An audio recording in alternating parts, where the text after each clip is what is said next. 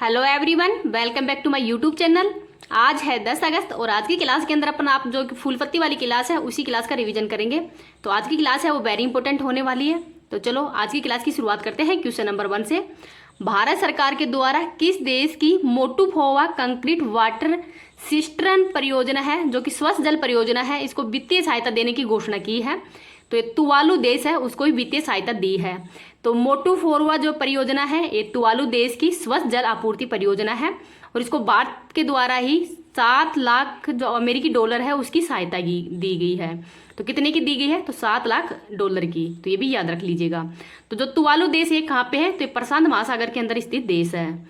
आगे देखते हैं, प्रधानमंत्री मोदी जी को 2023 के सर्वोच्च सम्मान मतलब किस किस देश के सर्वोच्च सम्मान से सम्मानित किया गया है? तो Papua New Guinea, Fiji, Palau, मिस्र और फ्रांस से। आगे देखते हैं, सूरीनाम का सर्वोच्च सम्मान है वो किसको दिया गया है? तो राष्ट्रपति द्रौपदी मुर्मू जी को दिया गया है।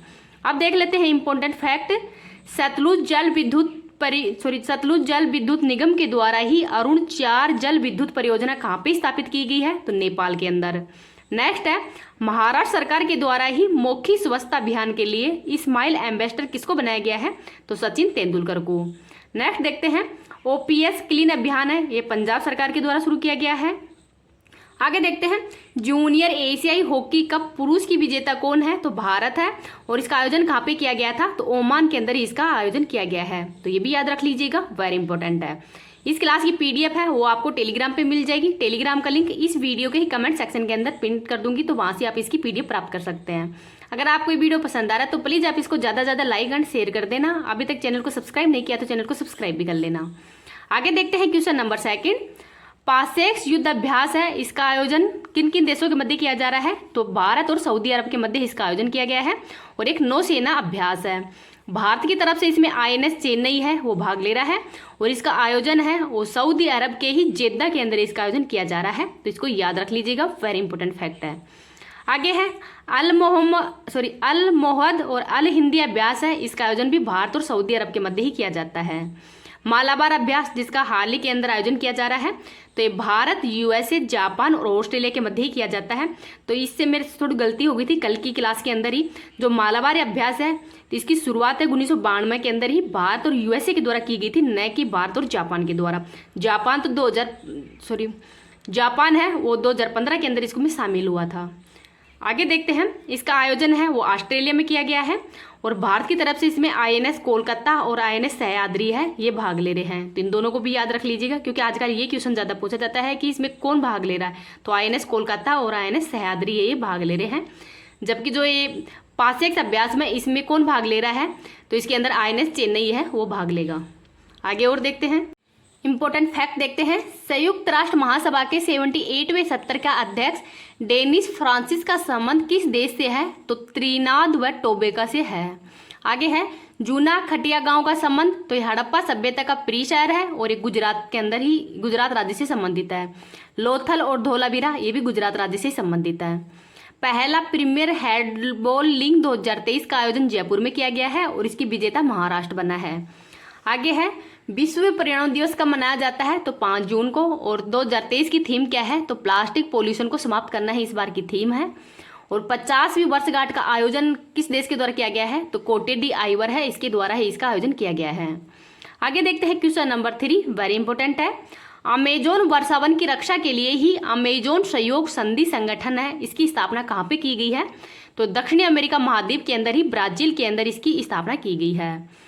तो जो अमेजोन सहयोग संधि संगठन है स्थापना दक्षिणी अमेरिका की जो बेलम है ब्राजील के अंदर, तो बेलम के अंदर इसकी स्थापना की गई है। तो दक्षिणी अमेरिका के अंदर टोटल कितने देश हैं? तो 8 देशों के द्वारा ही संधि की स्थापना की गई है। 8 देश कौन कौन से हैं? तो इनको भी थोड़ा देख लेते हैं। यहाँ पे कौन सा देश है? वेनेजुएला। तो वेनेजुएला के अंदर ही घास के मैदान है वो क्या कहलाते हैं? तो लानोज घास के मैदान कहलाते हैं। और वेनेजुएला के अंदर ही एंजिल जलप्रपात भी है जो कि विश्व का सबसे हाईएस्ट जलप्रपात है। यहाँ कौन सा देश है? तो यहाँ पे कोलंबिया। यहाँ पे कौन सा है? इक्वाडोर है। इधर पेरू है, चिल्ली इधर है, बोलिविया है, यहाँ पे अर्जेंटीना है, उरुग्वे है और ये मतलब सबसे ज़्यादा जो क्षेत्रफल में सबसे बड़ा कौन सा है? ये तो ब्राज़ील है वो सबसे बड़ा है। इधर कौन सा है? तो ये गुआना और सूरीनाम है। तो ये 8 देश हैं दक्षिण अमेरिका के, तो इनको भी थोड़ा याद रख लीजिएगा। दक्षिण अमेरिका की सबसे ऊंची पर्वतमाला कौन सी है? तो एंडीज पर्वतमाला है और इसकी सबसे ऊंची चोटी है वो एकांगुआ है, तो इसको भी याद रख लीजिएगा। अट्टाकामा मरुस्थल भी दक्षिण अमेरिका के अंदर ही है। और चिल्ली देश है, यहाँ पर तांबा है वो सबसे ज़्यादा पाया जाता है। बोलिविया का पठार भी है, अट्टाकामा मरुस्थल है। और जो अर्जेंटीना है इसके घास के मैदान है वो पंपाज कहलाते हैं और अर्जेंटीना के अंदर ही पेटागोनिया का मरुस्थल भी है।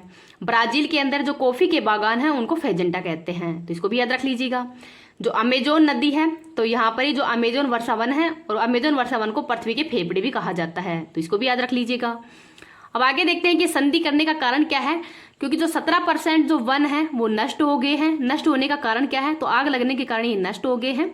और अमेजोन वर्षा वन है, इससे हमें क्या फ़ायदा मिलता है? तो इससे ऑक्सीजन मिलती है और कार्बन का सिंक होता है, मतलब कार्बन है वो सिंक होती है, तो इसको भी याद रख लीजिएगा।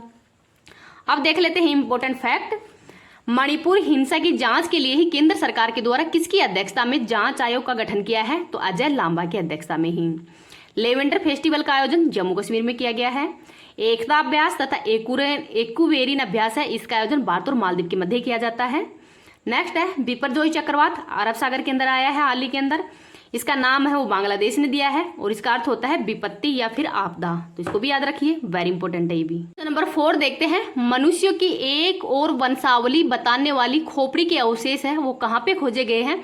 तो चाइना के अंदर खोजे गए हैं HLD6 के रूप में ही।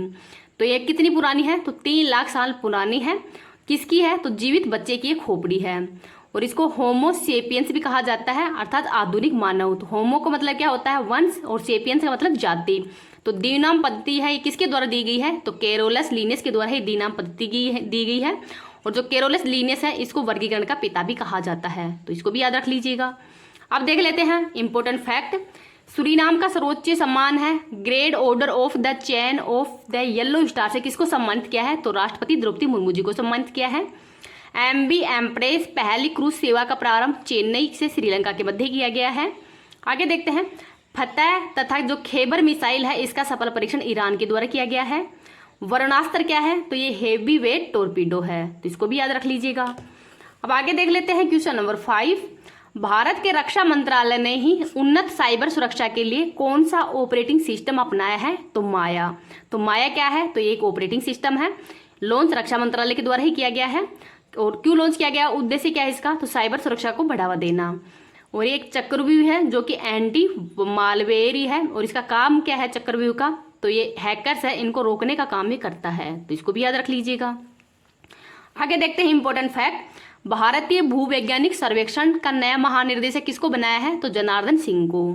किस देश की पनडुब्बी निर्माता थिसेन क्रूप मरीन सिस्टम पनडुब्बी है उसके निर्माण के लिए ही 33,000 करोड़ रुपए का समझौता हुआ है? तो जर्मनी के साथ में हुआ है। आगे देखते हैं।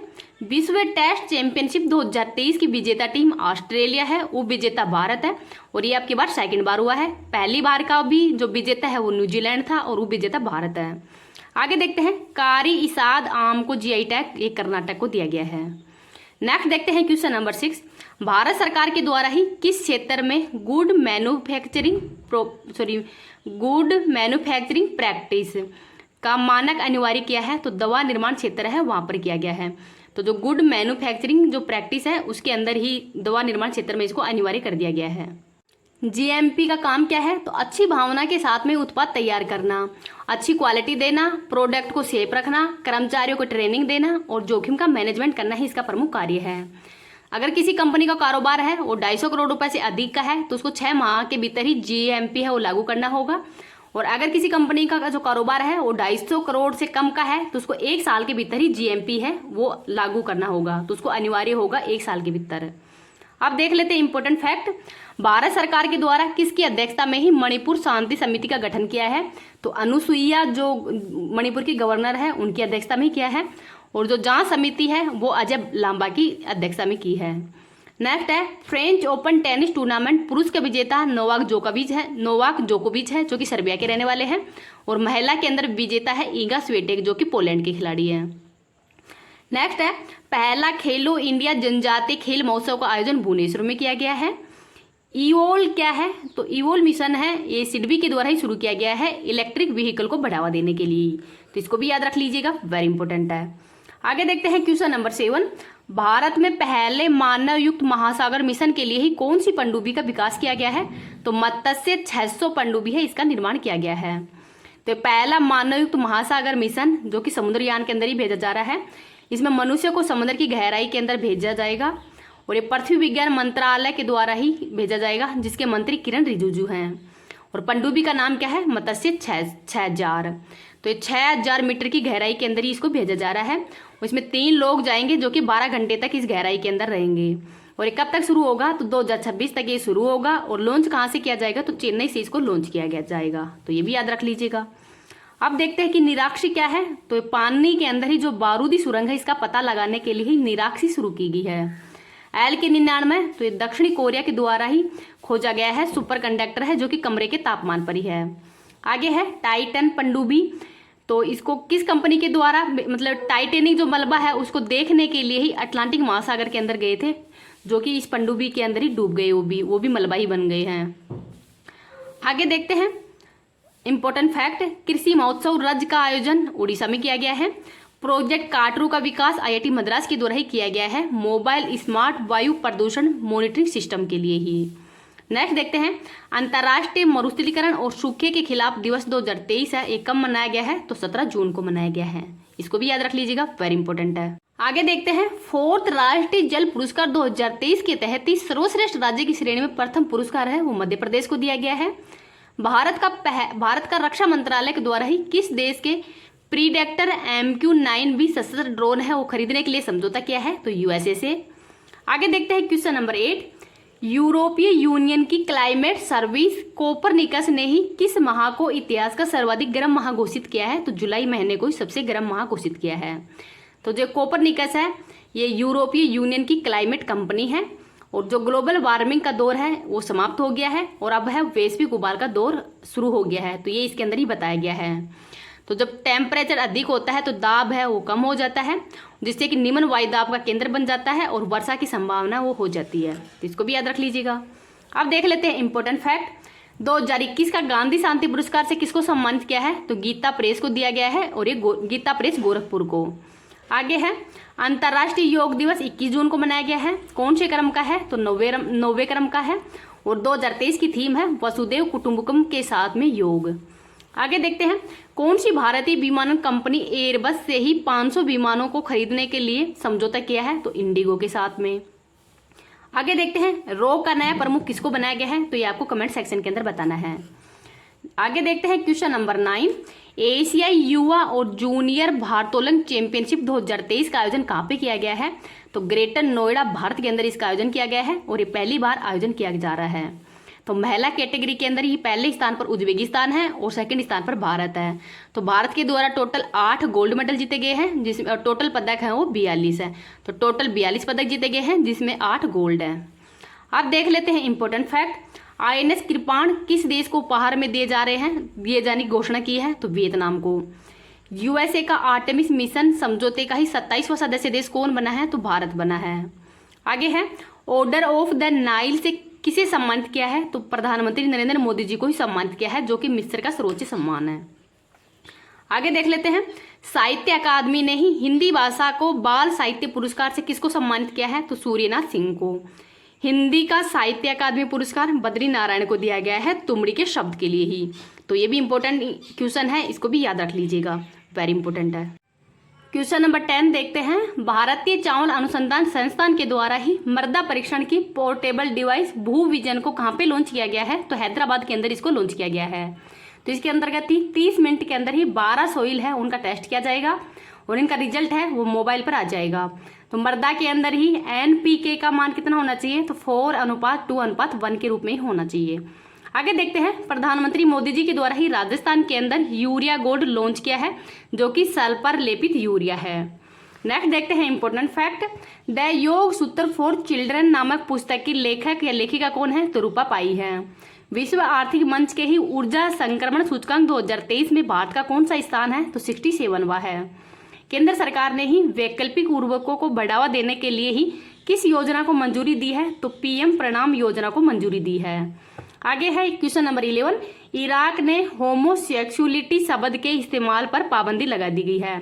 तो जो होमोसेक्सुअलिटी है ये नॉट ए क्राइम, तो ये भारत के कौन से केस में कहा गया है, तो नवतेज गौर केस के अंदर ही कहा गया था। तो इसको भी याद रख लीजिएगा, वेरी इंपॉर्टेंट है। अब हाई होप आपको ये क्लास है वो पसंद आई है। अगर पसंद आई तो प्लीज़ इसको ज़्यादा से ज़्यादा लाइक एंड शेयर कर देना। अभी तक चैनल पर नए हो, चैनल को सब्सक्राइब नहीं किया तो चैनल को सब्सक्राइब भी कर लेना, जिससे कि मेरा भी थोड़ा मोटिवेशन बढ़े कि आप थोड़ा जितने ज़्यादा व्यू जितने ज़्यादा सब्सक्राइब होंगे उतने ही मैं भी आपके लिए अच्छी क्लास बनाने की कोशिश करूँगी। Thank you.